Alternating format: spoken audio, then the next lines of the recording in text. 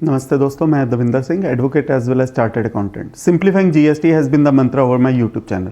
दोस्तों, आज जिस केस लॉ की मैं आपके साथ बात करने जा रहा हूँ, उस केस लॉ का नाम है sharp प्रिंटवेज versus state of Uttar Pradesh.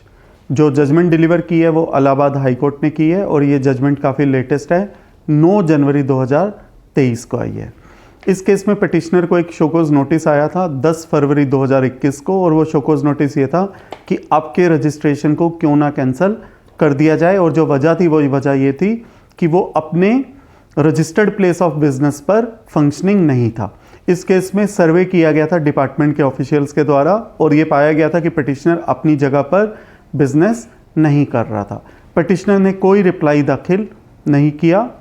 जो नोटिस आया था वो आया था 10 फरवरी 2021 को। पिटिशनर ने कोई रिप्लाई दाखिल नहीं किया और उसके नंबर को कैंसिल कर दिया गया 6 मार्च 2021 को। पिटिशनर ने अपील दाखिल करी फर्स्ट अपीलेट अथॉरिटी के पास में और ये अपील फाइल की गई under section 107 of CGST act में। अपीलेट अथॉरिटी ने ऑब्जर्व किया कि जो रेंट एग्रीमेंट है जिसके बेसिस पर पिटिशनर ने अपना जीएसटी का नंबर लिया था वो सिर्फ 11 महीने का था और वो 11 महीने एक्सपायर हो चुके थे और पिटिशनर ने डिपार्टमेंट को कोई इंटीमेशन नहीं दी। इसके बेसिस पर फर्स्ट अपीलेट अथॉरिटी ने पिटिशनर की अपील को रिजेक्ट कर दिया। पिटिशनर हाई कोर्ट को अप्रोच किया by way of writ under article 226 of constitution of India. High court ने ऑब्जर्व किया कि जो अपीलेट अथॉरिटी का ऑर्डर है वो 5 पेजेस का है।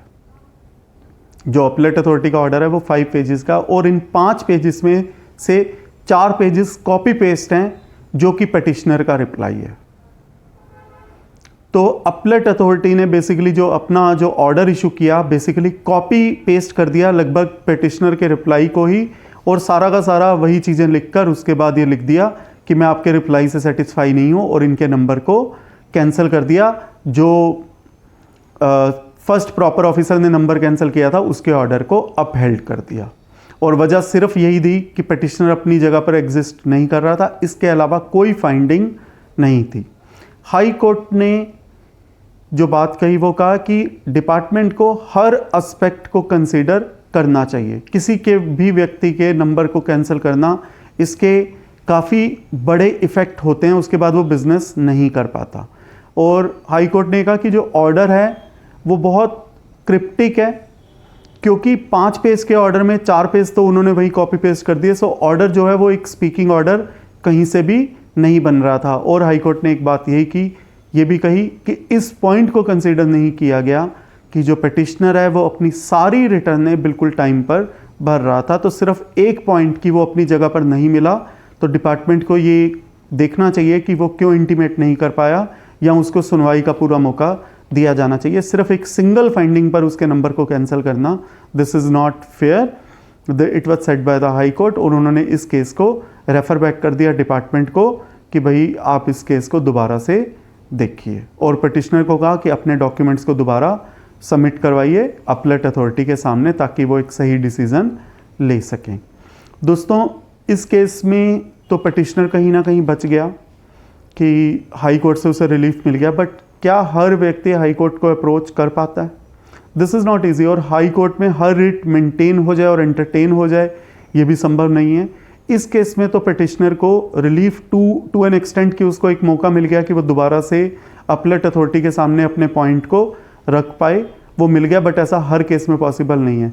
सेकेंड, जो इस केस में जो रेशो निकल कर आती है, जो बात निकल कर आती है, वो ये था कि डिपार्टमेंट ने जो नंबर कैंसिल किया था वो सिंगल पॉइंट था पर किया था कि वो अपनी जगह पर एग्जिस्ट नहीं कर रहा था।